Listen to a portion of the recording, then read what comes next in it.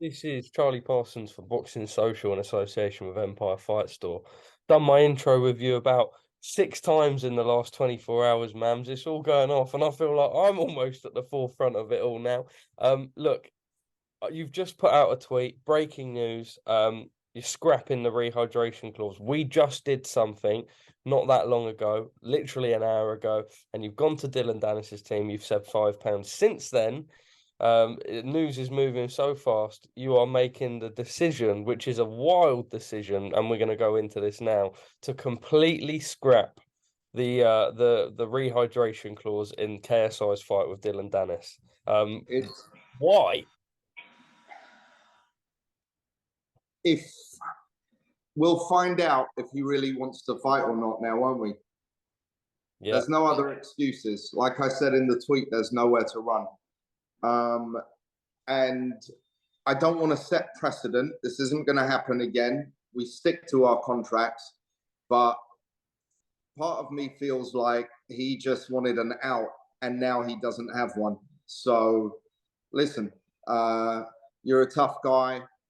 You claim you're the best fighter in the world on the planet. Let's go. Let's have you show up like you were contracted to do, and no excuses.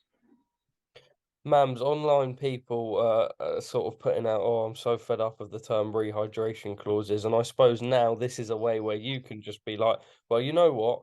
To remove it from looking like it's any reason in our issue, it's no longer something to do with us. This is the contracted weight. You didn't want 170. We agreed the happy medium, the weight between the two sides, and no rehydration. Do you believe that this is the way that people have no real circumstances to come and say you guys have tried to do him dirty when he's fighting at a weight that he's already agreed at, and he's gone from having a 12.5 pound contracted rehydration clause, which is bigger than the IBF, a sanctioned body in boxing, Yeah. to an unlimited. Look, Franco.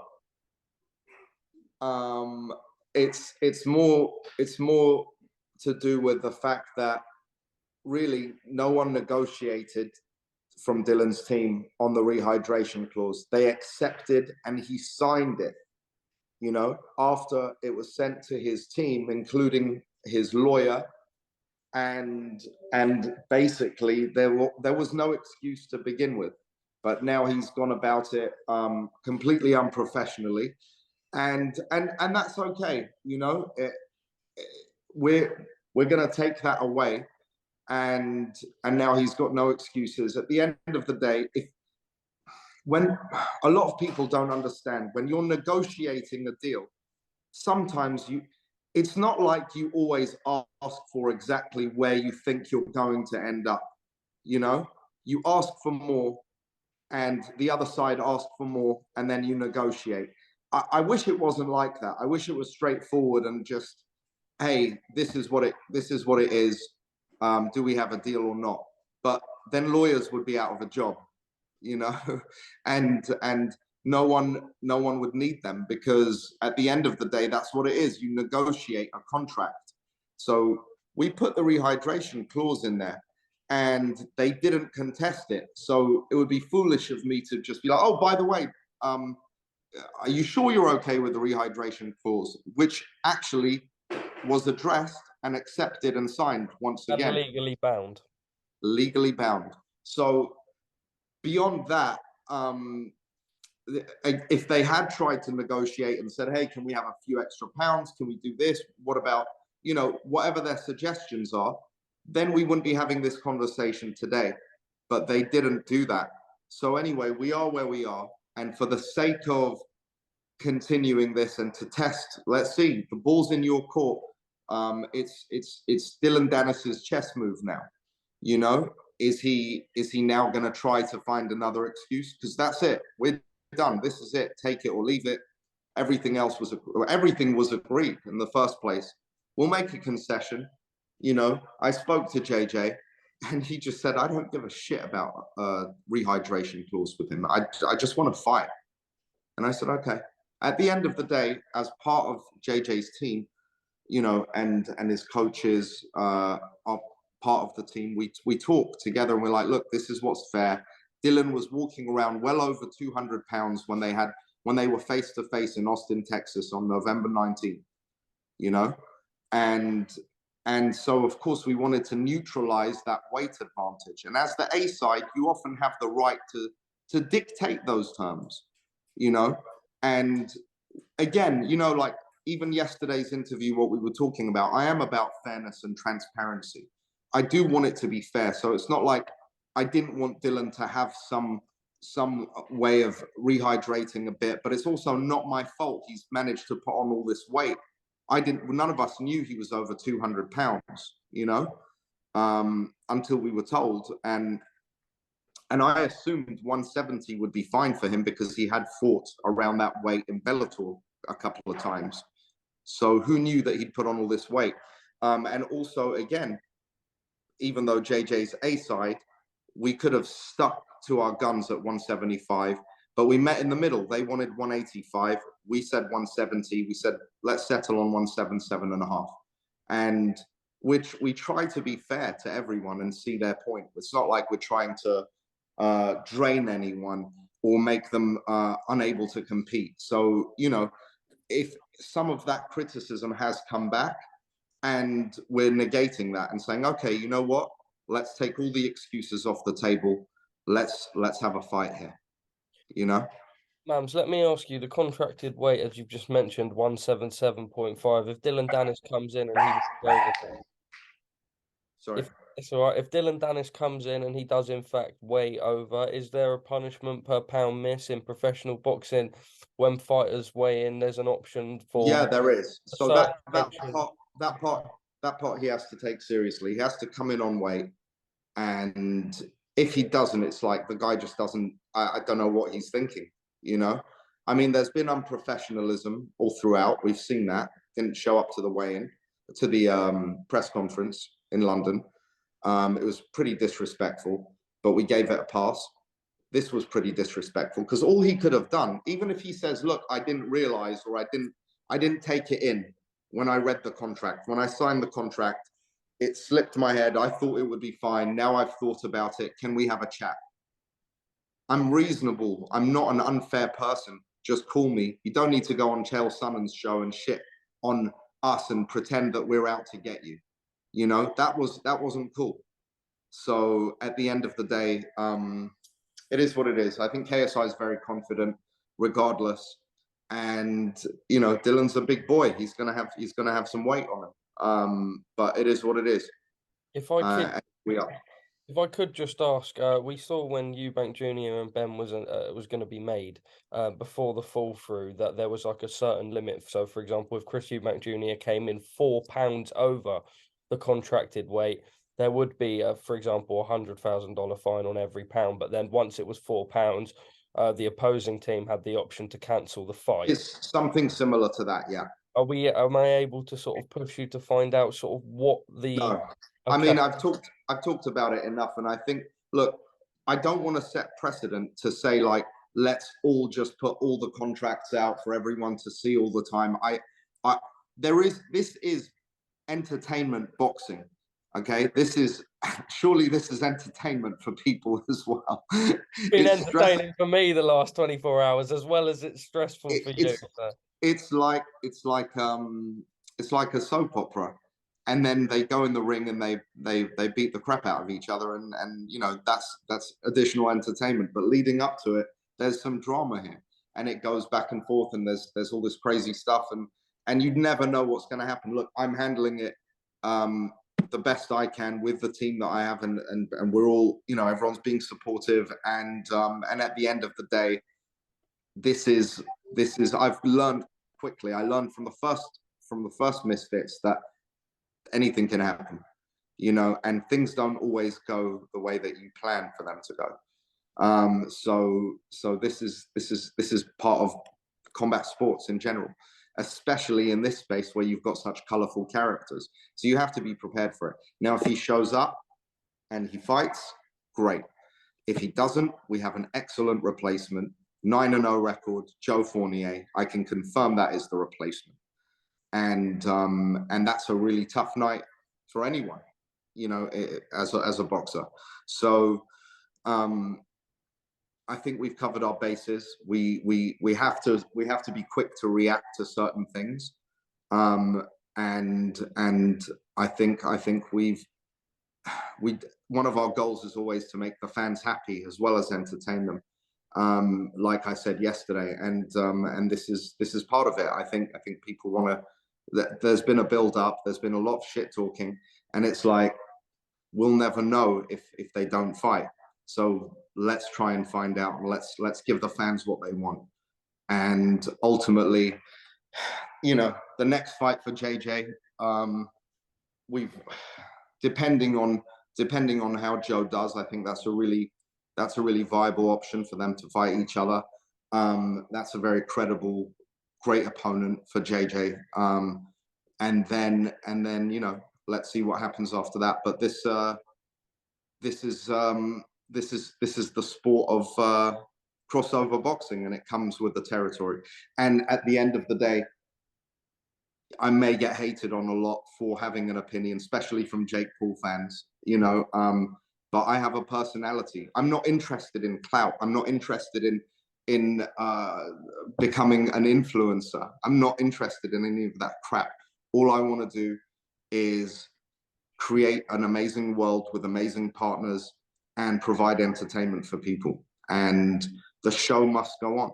So Let me just ask you just quickly on Dylan Danis's team now. I know that how this works. You guys will be going back and forth.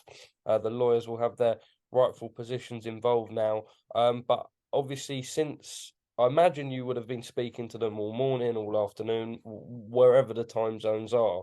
But as of now, you've put this in their court. You've scrapped the extra £5.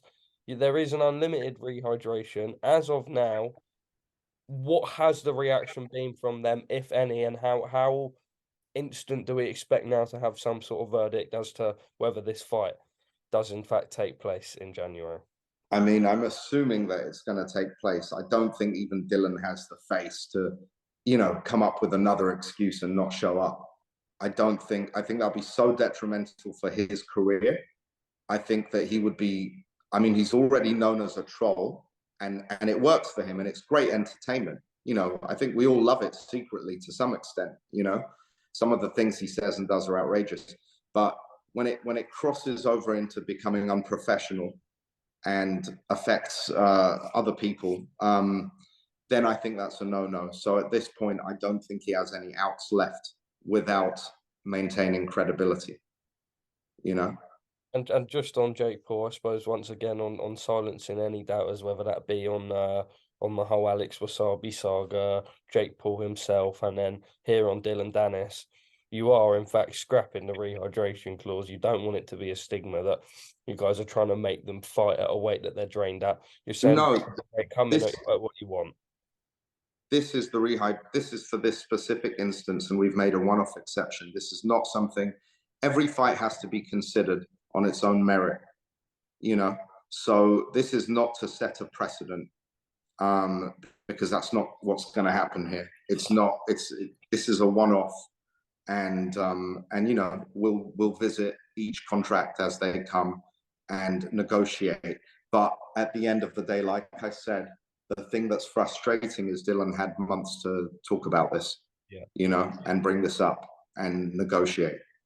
So yeah, as far as the Jake Paul KSI fight, I have no reason whatsoever to believe that that won't happen. I'm very confident it's going to happen in 2023. I've always maintained that, and we're ready. You know, we want to go for that. Make sure that we want to make sure that happens. That's the one the fans want. And honestly, one way or another, a lot of people are going to have to shut their mouths after that fight is said and done. You know, and it's like the long 10-year war, even though it's 3 years of feuding. And I think it's going to be such a satisfying close to that chapter when they actually do fight. And all bullshit aside, you have to respect what both of these guys have done.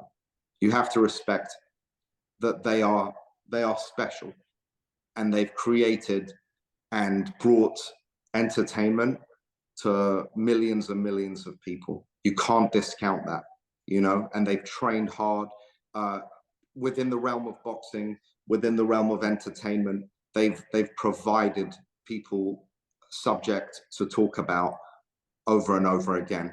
And this feud, it's going to be settled in the ring once and for all, 2023. And I can't wait for that day. Mams, finally from me is that I'm obviously going to be rapidly chopping the three bits that we did into segments as to what is time relevant and sensitive right now. But is there anything that you feel that we may not have discussed No, that but is necessary? no, I think that's it. I think that's it. Cool. All right, Mams. Well, thank you for making the time for me in what must be a difficult period of negotiations and going back and forth.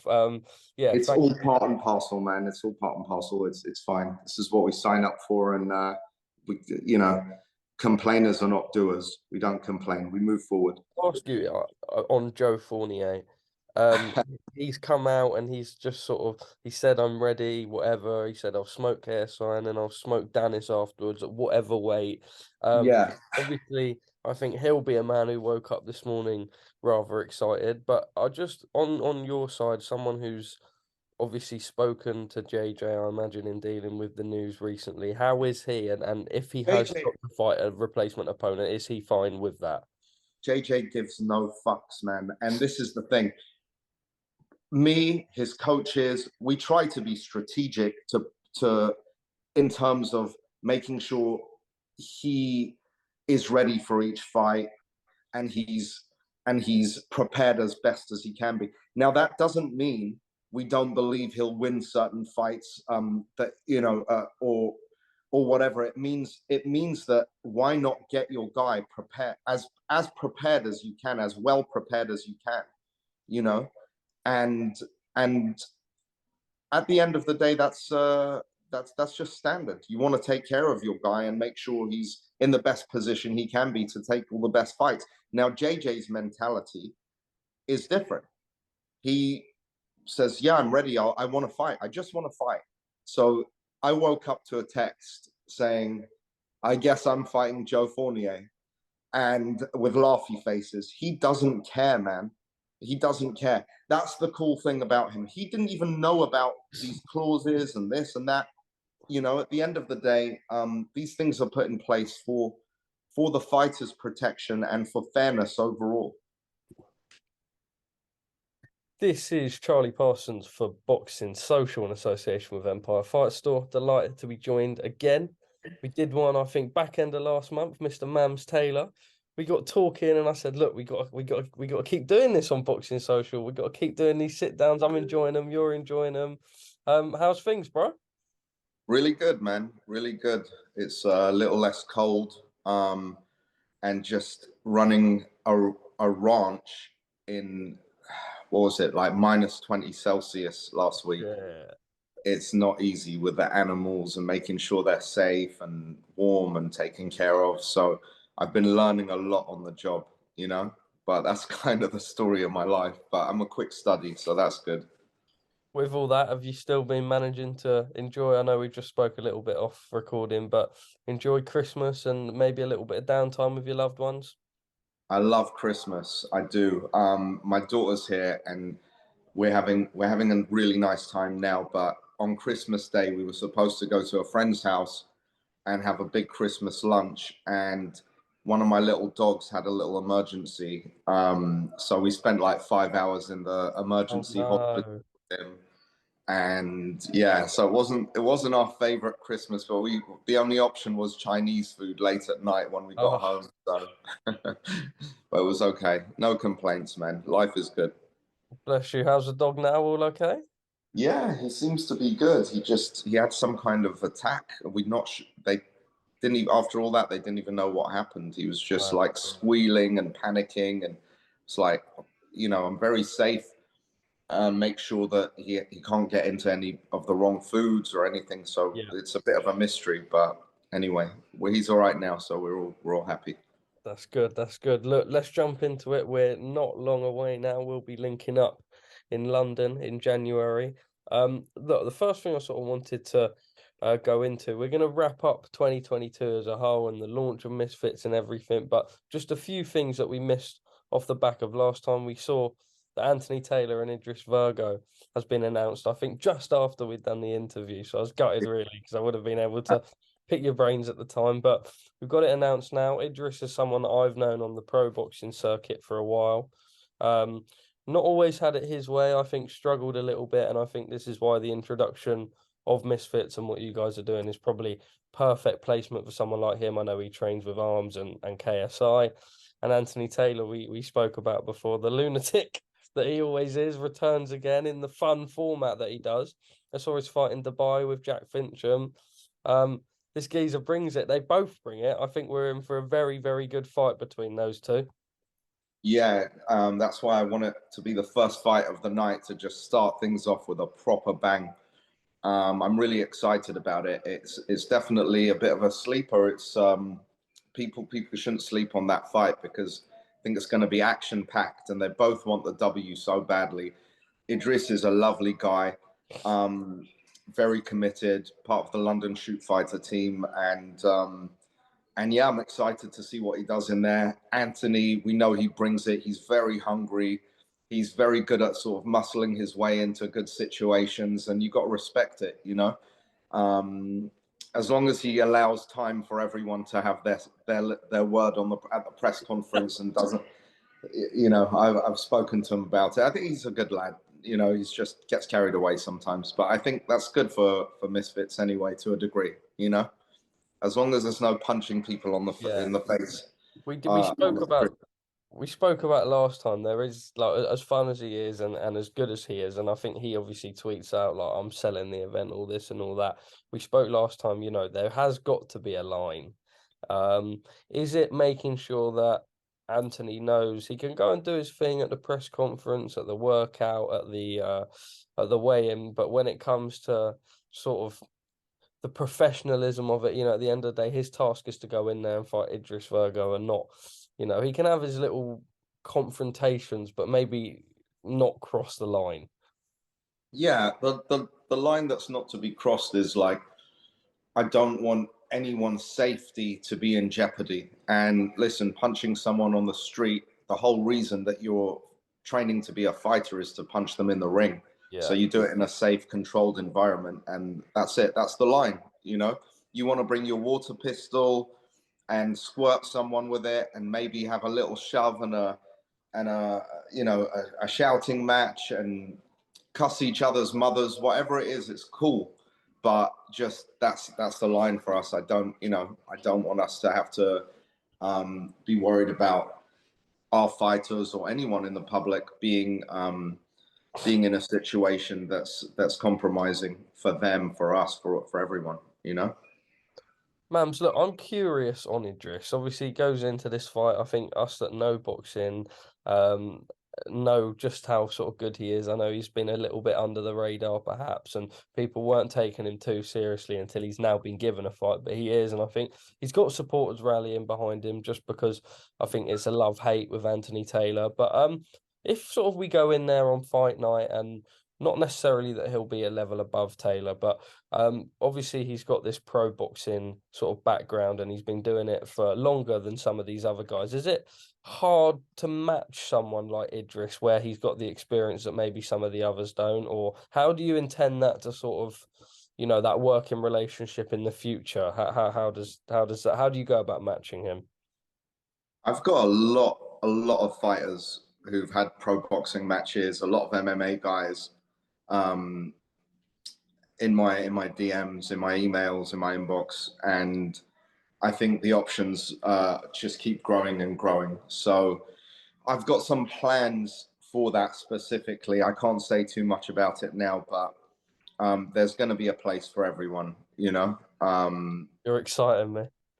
Yeah, yeah. I think we've got some really big plans for 2023, and I'm excited. I think there's the important thing is like this is entertainment boxing. The boxing, once the bell rings, who knows what's going to happen? It's you know they fight each other. It's all you know. It's all real. It's all there. Entertainment wise, I encourage these guys to be entertainers. I encourage them because that's what got them to this stage in the first place. You know, without their YouTube, without their TikTok, without their Love Islands, without all of their platforms, they wouldn't be where they are. So they've got to continue being who they've been. Yeah. And one thing I kind of discourage is, oh, I'm a boxer now. Okay, cool. You are. You're doing the training. The respect is there. You're getting in the ring, which a lot of people talk. There's a lot of armchair. Um, there's a lot of armchair tough guys. There's You know, always armchair critics. there's armchair cowboys. Okay, to be a real cowboy, you have to be. You have to be out there. You have to bring your rope. You know, and you have to be willing to do what it takes. And part of that is don't forget where you came from and carry on cultivating that and bringing that entertainment to your fans. And that's the whole point of this. So when I see someone who's had a really successful TikTok, YouTube, whatever background, and they're like, I'll do my talking in the ring, nothing to say, it kind of pisses me off because it goes against the whole reason why they're getting the check they're getting in the first place. You know? I like that because I think, you know, in any other society or any other sort of industry, you'd think it would be the other way around. It would be join us, come on board, and just vanish all your responsibilities elsewhere. But at the end of the day, that the reason that the reason that people want to tune into these guys in the first place is because of their content and stuff. So, like you say, there's no point going and just forgetting about all their responsibilities as creators and etc. outside the ring, because then what's the pull to get them in? Close my door, please. Sorry, mate. Don't Close worry. my door if you're going to be loud, baby.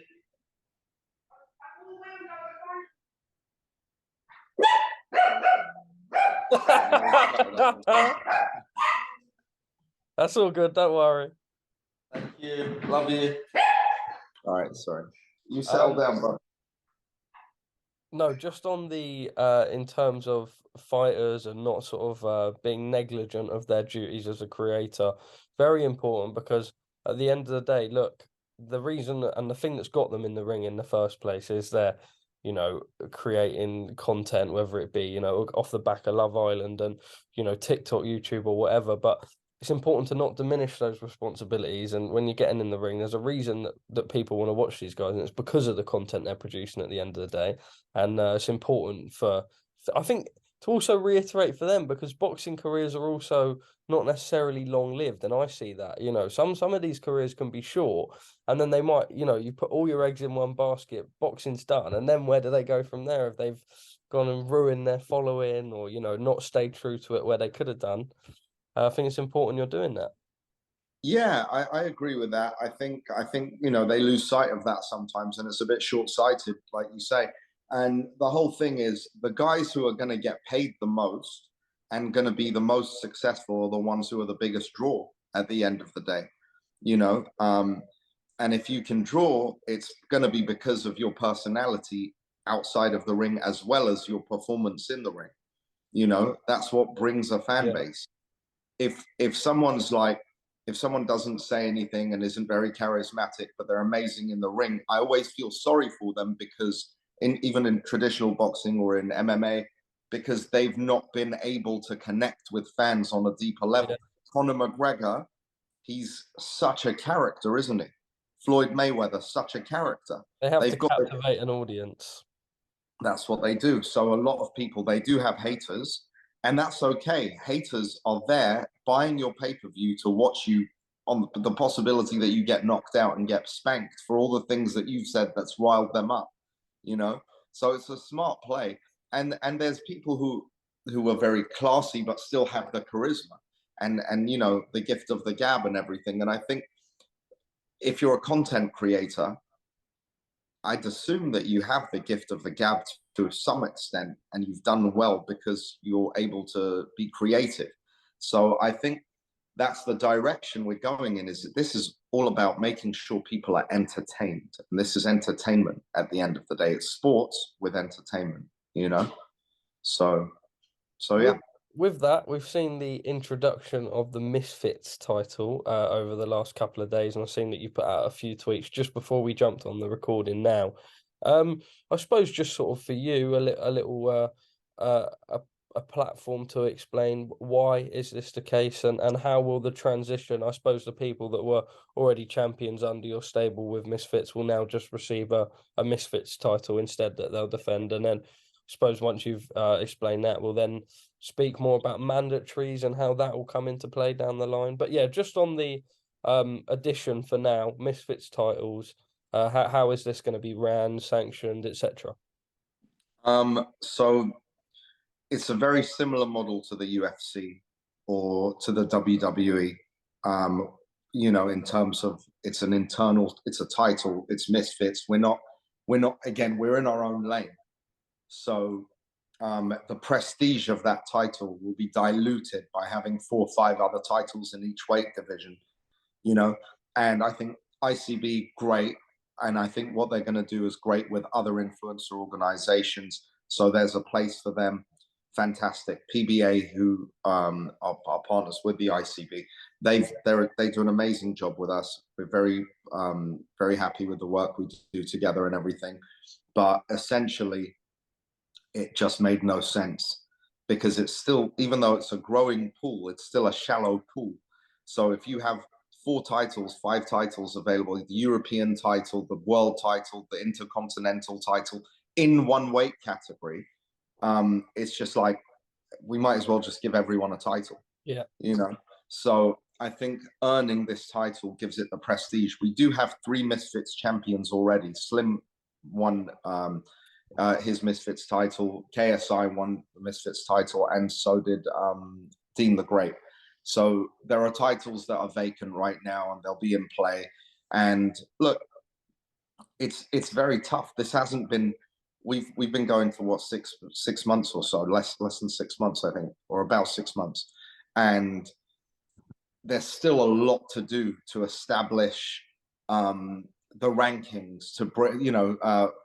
Honestly, there's so many people that are going to be involved in this, so many fighters, and I'm getting so many appealing messages from really from good guys, from girls who are taking this seriously, from guys who are taking this seriously, and they've got a fan base and they fit the mold. So it's just got to keep growing and developing.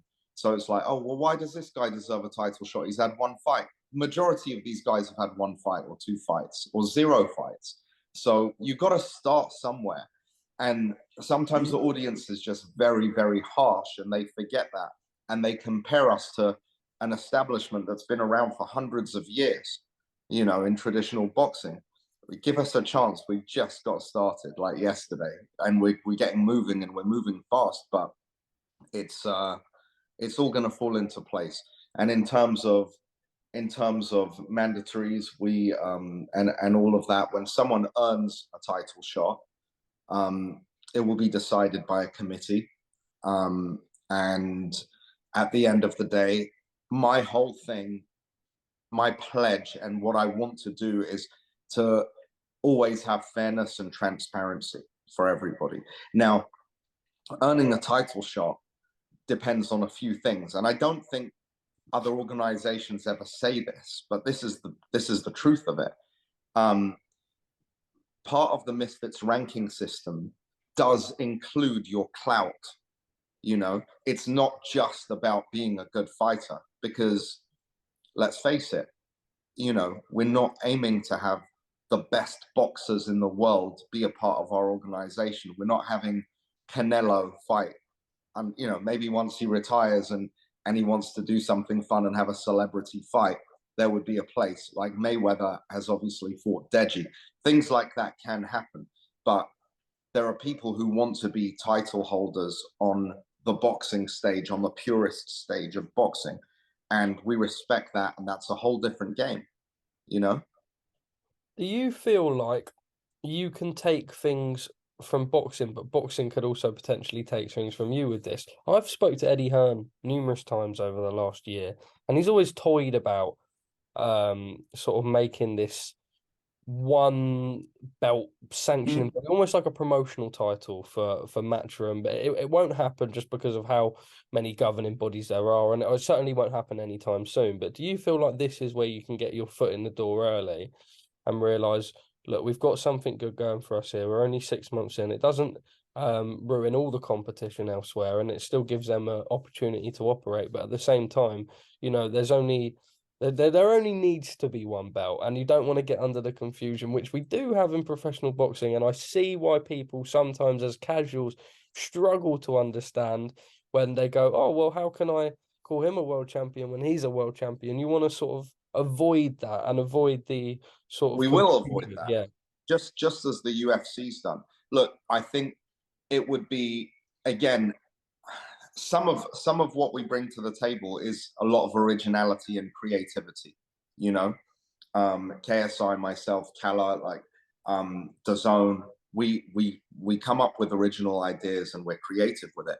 But also be disrespectful not to give credit where it's due to the people who we've been inspired by, be it boxing legends, the Al Haymans and Bob Arams and Kalla and his father and the legends who've been promoters in the game.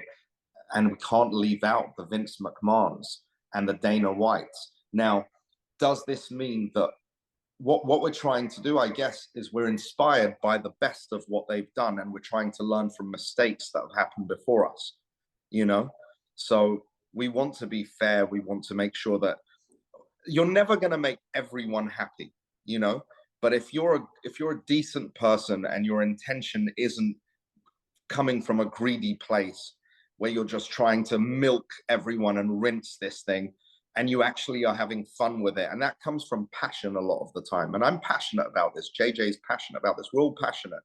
So it's something we want to do, but we want to do it in the right way. Now, of course, look, my under my Twitter's filled with a lot of shit talking, a lot of people saying negative things as well as the positives, So that's just part and parcel of what it is. But I know in my heart that we're doing everything as well as we can to be fair and transparent and to do the right thing. Well, to create a space of entertainment, essentially. What I will also say to add to that, and I look at your Twitter and I look at the way you're doing things, and like I say, the only way that I can sort of give my viewpoint is comparing certain things to how the way we're running the pros. And don't get me wrong, it's never always going to be a direct match. And like you say, there's going to be things that you do differently and there's going to be things that you take from. But as a whole, when you're tweeting about fighter pay, for example, and you're tweeting about the introduction of mandatory titles and all these things, as much as you get criticized, right? And I'm not going to say that these guys don't know their stuff, but as someone who comes from the sport of boxing where we see the issue, not so much of fighter pay in professional boxing, but we do see it with some of the organizations, etc. You're eliminating these issues that have been around for years at day one. But I suppose they won't always necessarily see that because they've not grown up and seen that environment in another situation, I suppose. Do you get what I mean? Yeah, 100%. And look, there's nothing to be embarrassed about from their perspective, of saying, hey, I'm a new boxing fan. I didn't know about boxing until Misfits. And what happens is a lot of people want to cheat it and pretend that they've been a boxing fan for many, many years. When I get into something new, I've got cooking recipes now, yeah, and I'm terrible. Like, my daughter won't eat my food. I have to have takeout every time she comes here. Like, it's terrible. But I'm learning. But I'm not going to pretend to be like the next An Marcus. expert overnight. Yeah, and it's okay. It's okay. It's all right to be open-minded, to be informed and learn new things. I'm learning new things all the time. Yes, I've been a boxing fan and a combat sports fan for many, many years, and I've participated in it. I've enjoyed the sports of combat sports, whether it's MMA, whether it's boxing, um, from lots of different angles. But it doesn't it doesn't mean I know everything about it at all. I'm still learning on the job. I'm still adapting, and that's what you have to do. You have to adapt and try to do the right thing. But you have to remain humble enough to, sure, feel yourself when you're having success and enjoying enjoying that and you're doing good things and you're creating something, it's a great thing. But at the same time, always be open to learn, because there's, the moment you think you know everything, you might as well die. Like, that's the beauty of living, is just to learn and absorb new Yeah. things and just take it in and keep improving as a person, as a promoter, as a whatever whatever your profession is. Um, and and I think that's part of the excitement of all of this as well. Look, I don't want to speak forever because I know me and you could probably go back and forth on this for Yeah. hours and hours, but I suppose we'll do three more. We'll do one on the fighter purses, and then obviously we've got to talk about KSI and Danis, which is coming up, and then just a little reflection on sort of your breakout year 2022. Firstly, on the fight purses thing, you've put out tweets. It's important. People won't realize, and we have it in the boxing game where the purses will go to management, etc., and then things can be done behind closed doors where the full ins and outs aren't explained. And I imagine you probably would have had this issue already in the YouTube side of things, which is once again why I have to praise you, because you're making sure these guys are knowing how much they're getting paid and not being screwed by someone in the back. Is important because these are the guys getting in the ring at the end of the day. If it's happened already, I can assure you it won't happen again. And that comes down to, oh well, this is always how it's been. Well, we're not part of that. Yeah, We're okay. We're in our own lane. So if you're training your balls off, and you're sweating and there's blood, sweat, tears, and you sacrifice so many things to be able to get in that ring and perform, you absolutely should know what the offer from Misfits was. Now, if you've got a deal, whatever your deal is with your agent, promoter, manager, whatever, that's between you guys. As long as you know this is what's out on the table. How you split that is up to you. But I don't like the idea of the fighter not knowing what he's supposed to get. yeah, And look, yes, I'm very pro fighter, making sure everyone really is treated as well as possible. But at the same time, it works both ways. There have been fighters who are very unappreciative and cunning and not been straight on the straight and narrow and not been honest with us already, that kind of thing. So it doesn't mean just because you're a fighter you're a perfect human being. That you've got to realize that some of these guys, most of them are wonderful people at the end of the day, um but for me, I like the idea of being able to go to sleep without having to have the burden of being dishonest towards anyone, or being a part of or a party to them being tricked out of their money. I don't like living that way, and that's not how I refuse to do that. And same with JJ, and same with the rest of our partners. We have this principle, and I think we want to grow from that place. It's not necessary for us.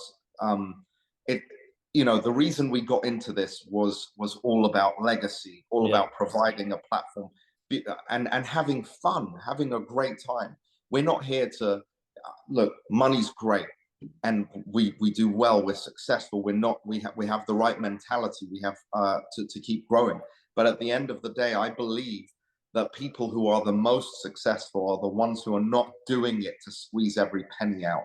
They're not doing it for the money. If there's you a want to be further truly, reason. Yeah, if you want to be truly successful, I'm sure there's a lot of exceptions and whatever, but if you want to be truly successful, my definition of that is to be happy. And yeah, to be happy, you have to be doing things that you're passionate about and that you enjoy. And I think that, without getting too hippy dippy on this and spiritual or anything, but I think if you're doing things that you love and you're enjoying your life, you're in alignment with the flow of things, and you're going to naturally money's going to gravitate towards you. Success in all different aspects of that word will gravitate towards you. You know, and just doing the right thing feels fucking good. yeah. It feels good to try your best to do what's right by everyone. You know. Look, you get haters, I get haters. Everyone with some form of profile is gonna get some form of hatred. But I think also down the line, when more horror stories come out, and we don't necessarily need to go in that, but I think people will realize that the right intent is there. And look, it's something that's just going to be moving on naturally forward. And obviously, go through 2023, and I think those levels will show, and people will see that fairness, and the fact that it does also need to be ran like a proper. You can't just turn up with all these people with millions of followers and expect everything to run as perfect and on time. You know, there's a No, strategy in yeah, place. yeah, for sure. There's a lot of work that goes on behind the scenes, and I was just offered. It's funny when I get called a clout chaser, yeah, because I was just offered to do a reality show, and from pretty well known established company, and would be on a big network. And I thought about it, and I was like, it'd be cool to give my daughter exposure with her music. She's so talented. Yeah. At the end of the day, I definitely don't want any more of that. I don't want. I love what I do, and I'm not. I was speaking to JJ about it. I was like, this. It's not something that I want to do. The only other reason that would be cool to do something like that would be to show how a lot of the stuff works behind the scenes. The phone calls, the arguments, the constant back and forth, and this and that and the other. But yeah, zero interest in doing that. Other than I do sometimes wish that people could see Yeah. how things go on behind the scenes. Like, um, you know, why did you put this guy? We talked about it last time. You know, like the whole mismatch thing. It's on my fucking Wikipedia that Mams has been known for mismatching fights. No way. So I'm like, okay, this is like, let's talk about Hasim Rahman Jr., right? Mm, He was fighting Greg Hardy. He was fighting Vitor Belfort. mm, Fairly even and well matched fight. You mhm. know, who knows what would have happened in that fight? Fight didn't come to fruition. Shannon Briggs stepped up. We went to Rampage Jackson. Then he was filming a movie. Then Shannon Briggs said he would take the fight, but he was unable to because contractually he had some other thing going on. I think he's fighting Rampage now or something. I don't know They've been the ins going and outs. back and forth for years. Yeah, yeah. So again, Shannon Briggs against Hasim Rahman Jr.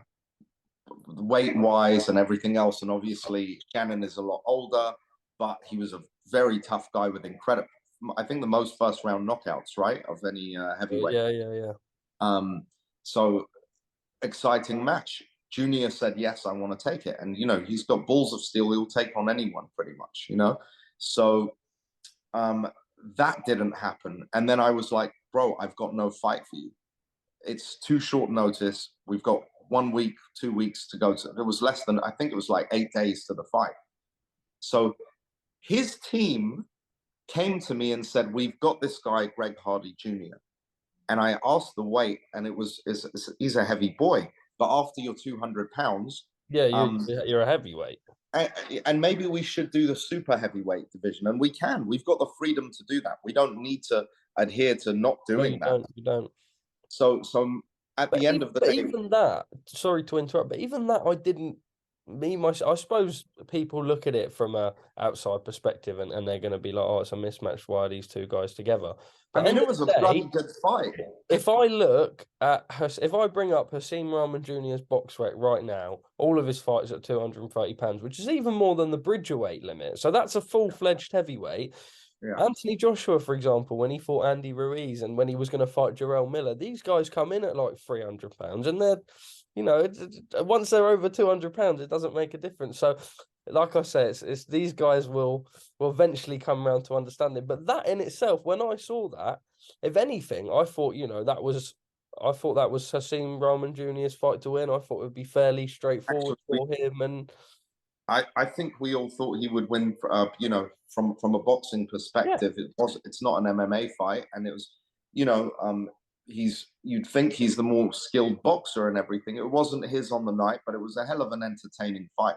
But people saying, oh, it was 100 pounds over. It was Rahman Jr.'s team, his own, you know, his immediate team that he was with that said that that's the fight he wants to have. And I asked him, and he said, yes, I want to do this fight. I want to be on the card. So at the end of the day, it's like, okay, of course, it's not that much of a gap where I'd be like, oh, you're delusional. I didn't think that at all. Honestly, I think like you, I thought in a boxing match, he's probably going to do really well and win. And he had moments, he had amazing moments in that fight. But whenever people say like, whenever people see that Gib and Slim are not fighting each other next or whatever, it's not because, oh my God, I didn't think of that. I didn't think of putting Gib versus Slim. That's a good idea. Thank you for that tweet. No, it's because it can't bloody happen. So you guys want this, but then there's going to be some fights that you might think are mismatches. And again, going back to it, name a pro in his first 10 fights that has fought anyone that isn't technically a mismatch. If you really look at them, those, they fight journeymen.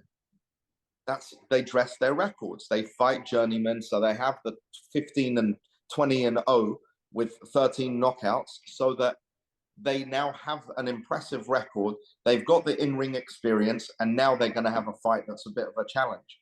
So people don't say anything about that. You're right. Like, I think the problem is the education is Yeah, lacking. I agree. Okay? And that's why I say I think it will come. I Yeah, genuinely think it's a matter of time. yeah, Uh, but that's why I say, like, back end of 2023, I think people will realise. I think at the minute, it just seems like, oh, we've got all these guys. Why can't we throw money at them and make this thing happen? But we've yeah. been in all these sort of politics for hundreds of years. So this is like something that isn't going to be ironed out in 6 months. Yeah, and it takes time. It's going to keep growing, and but this is the thing again. I love the UFC model because there are more evenly matched fights on a more regular basis. I agree. Okay, and we aim to do that. When it's not possible, you know, we still want to put on the fights. You guys still want to see some fights. So you look at DK Money versus King Kenny. Honestly, some of DK Money's footage, what tremendous improvement and growth he showed, you know, from where he was when he first started this thing. And he's had some in-ring experience. And it's not like you won't see an upset on Misfits. You're going to start seeing an upset here and there for sure as well, you know. And I think people are just, they look for things to complain about rather than enjoy it. Yeah. And it's so annoying because it's like, what's missing from your life to always just want to complain? Can't you enjoy the efforts that everyone's put together? But listen, right now at this point, it's water off a duck's back. Other than my fucking Wikipedia, can someone please take that shit off my wiki? I could, mate. I think anyone can change your And Wikipedia. they, I'll change it after this. I'm yeah, I'm such a dad. I'm terrible at that stuff. Probably ask me 2 questions and I'll give up on it. That's But good. yeah, I also it'd be kind of lame if I work on my own Yeah, Wikipedia. But yeah, I'll do it. I'll do it. I'll be the disguise agent. thanks. Let me just ask you lastly on that front. We spoke last time and you believe that the Jake Paul fight will be something that can be made from 2023. Conversations are amicable, everything looking good on that front. I just wondered, obviously Jake Paul fights as a professional and sanctioned as a pro, and has his pro record. KSI, the only sanctioned bout as a professional was that fight with Logan Paul, the rematch. If that fight is to be made, does that go under the British Boxing Board if it's in the UK or some sort of sanctioning body in the States? Or do you have a bit of a, I suppose, do you have to work something out in that extent because you build yourself up as this Misfits thing, and like you say, you got the Misfits belt. You're going to want to keep that something in house, I suppose. But obviously, working with Jake Paul, who's fought under different athletic commissions, etc. You know, what's the deal there if that's something to be made? So look, let's say there's another organization. Let's say I don't know. Let's say um, let's say there's crossover boxing federation, and they have a champion who's a big name, you know, and that person wants to fight against Slim or one of our champions, and they're the same weight. I don't want us to be the guys who never let that happen.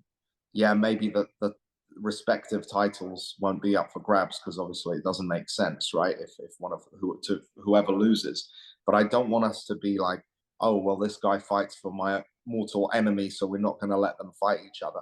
Let's put our ego and our differences aside and entertain the people and make these fights happen.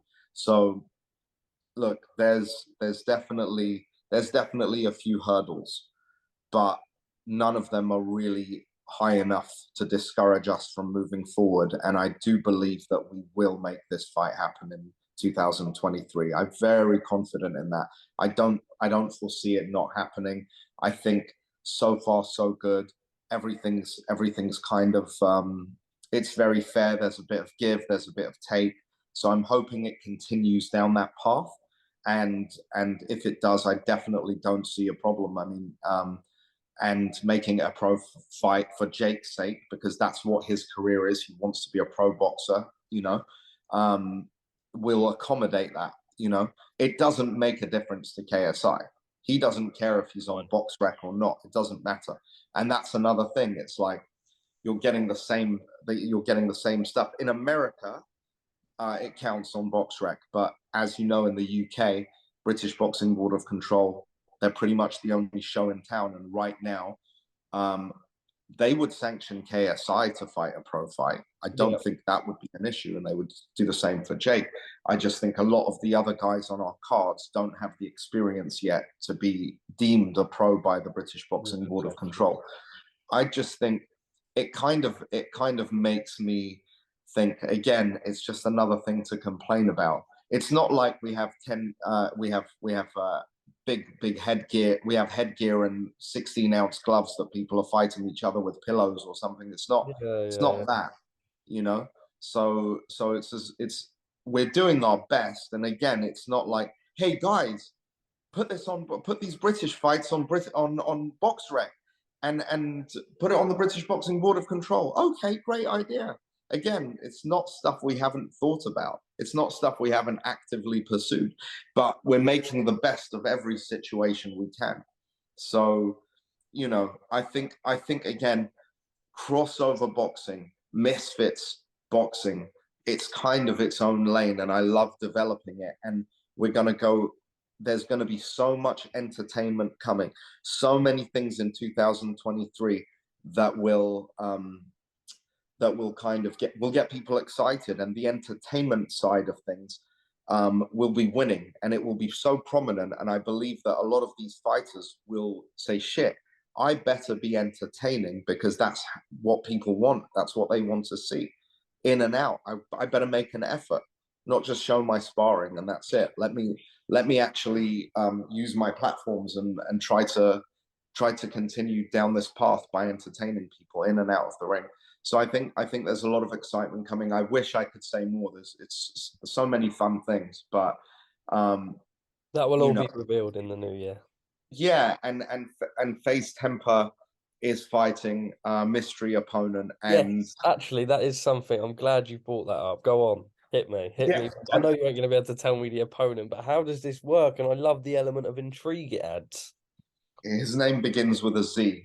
You said that. I think you said that before, didn't you? Yeah, that's my new answer for whoever wants to guess anything. But yeah, Zorro. So basically, I just think that adding these fun elements and learning from people who've inspired us in the past to bring that level of excitement and entertainment, that's all I can really say. But that's more of the direction that things will be going, to bring entertainment to people. Again, we're not, the training and the boxing is very serious. You take that seriously. The entertainment is fun. It should all be fun at the end of the day. Just out of curiosity, when you're like doing contracts and negotiations for a fight like that, where you've got a mystery opponent, I suppose obviously Temper doesn't know the opponent, but it has to be someone that he wouldn't be like furious on fight week that he was against, sort of thing. How do you go about? I suppose this is another one of your things that you're dealing with behind closed doors. How do you go about making sure that you're not, like how do you make sure it's right and it's acceptable to do that sort of thing? Because there is a way of doing it. It's just tough. There's ways to do it. So let's say hypothetically, without giving anything away that's been done in this instance, hypothetically, if you were going to fight and I said, I've got a mystery opponent for you, it's going to be one of these 15 names. Are you okay with that? So it's not going to be Greg Hardy coming down the ramp and FaZe Temper standing there and saying, okay, well shit. So yeah, I mean, again, I think it's going to be fair, and it's going to be entertaining, and it's going to be fun, and it's going to be a fight. So I'm excited to see what happens there. just on a whole, 2022 was a special year. The launch of yourselves obviously had that first big show with JJ, and now more prominently all over the world. You know, saw you guys in Texas. I was up in Sheffield for the event that you had there. On to 2023 now. There will be things that you can learn from that, I imagine, and things that you'll want to build on that went really successfully. And just, I imagine the first 6 months when you have these conversations with JJ, etc., it must just be really positive with Kala and the team and everyone.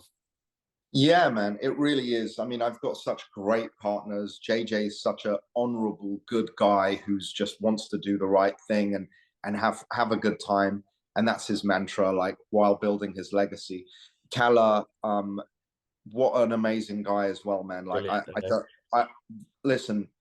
He's again another really principled person because I remember when Wasabi pulled out, and then the whole back and forth between Jake and KSI and Swarms with his picture coming out of bed. And it was honestly, I'm not going to lie to you, I'm a very mentally tough person. That was a fucking tough 24, 48 hours for me. It was tough.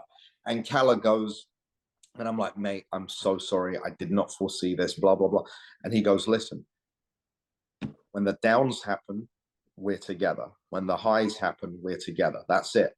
And he meant it. And that meant so much. And even JJ, who I'm always checking on, are you okay? How's things? There's not too much going on. Have you got, you in a good place mentally? He called me like 3 times that day. He goes, mate, are you okay? I could sense that you're not. And I'm like, no, I'm okay. But it's such a good feeling to be able to do this with people Yeah. you love and people you're friends with and you care about. That's really one of the most fun things about this.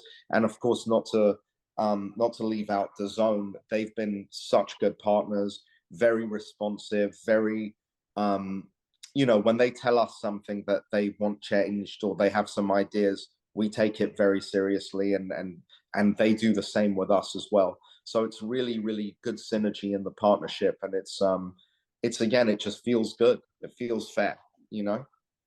Is there a moment, I suppose, maybe that KSI 2 fights in one night, that sort of when you sat there in your ringside seat and everything's done and over the line and all you have to do is enjoy the fighting taking place, where you sort of pinch yourself and you think, you know what, we've done ourselves proud here, we've done all right. No, for that, look, KSI, when he was first 15 seconds with against Swarms, I sat back in my seat and I was relaxed. First 20 seconds with Pineda, I sat back and relaxed after those first 20 seconds. I didn't know what the fuck to expect. So I was like, this guy's taller than I was told. I was told he was 5'8", and he turns up, he's a lot taller and he's got a reach. I didn't know what to expect. I'm always confident in KSI, but at the same time, when you care and you're very invested in someone, you want, Always, it's just yeah, anxiety, isn't it? It's nerves, it's natural. yeah, and also Misfits one being the first one, it was really hard to enjoy the experience while I was there until I got home and checked it all out and let it all sort of absorb all of it. And then Misfits 2 and 3, so fun, so fun. Just really enjoyed every moment, and I was like a fan. I was a fan, literally just sitting back and enjoying the fights and that's it. So it is growing up again, being a massive fan. My idol was Mike Tyson, and I loved the WWE. And when UFC first started, the days of Ken Shamrock and those guys, I've been a huge fan of all of this stuff. So for me to be a part of creating a mishmash of all of those worlds into what we're doing with Misfits, it's like a dream job, and I'm the luckiest, most blessed person in this whole world.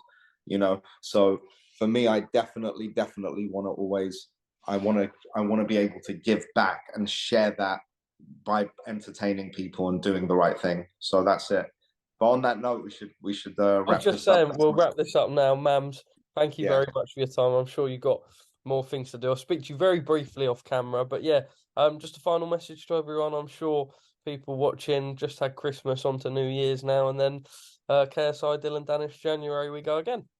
Yeah, make sure you tune in. It's going to be a hell of a night. I predict that Misfits 4 will be the best in the series thus far.